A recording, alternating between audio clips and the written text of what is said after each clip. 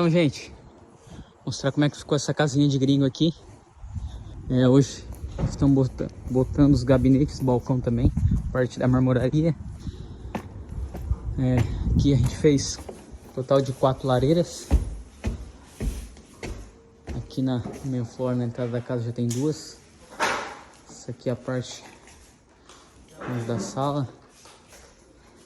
Foi trabalhado com porcelanato de 1,20 por 2,70. Aqui as laterais estão tudo dando continuidade. Esse piso não é book match, ele não bate desenhos. Tipo, esse piso com aquele, ele não dá o paginado. E é isso. Isso aqui é a lareira número 1. Aqui tem mais uma.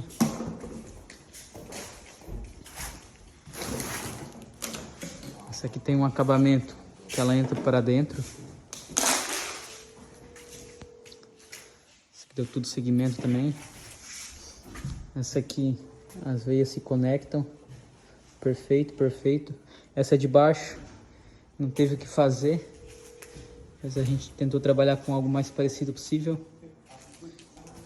E é isso. Aqui foi utilizado 3. Aqui também foi feito parte lá do balcão. Ali.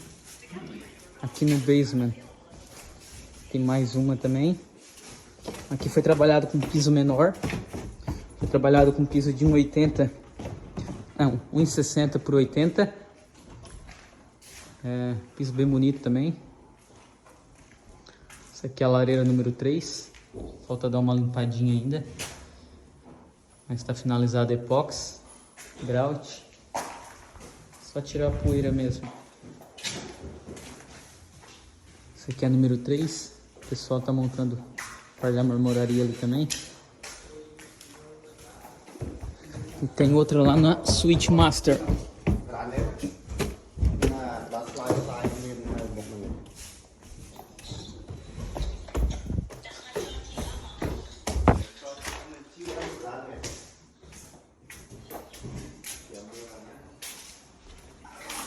Essa aqui é a Suite Master. Esse aqui é um piso de 1,60 por 80 também.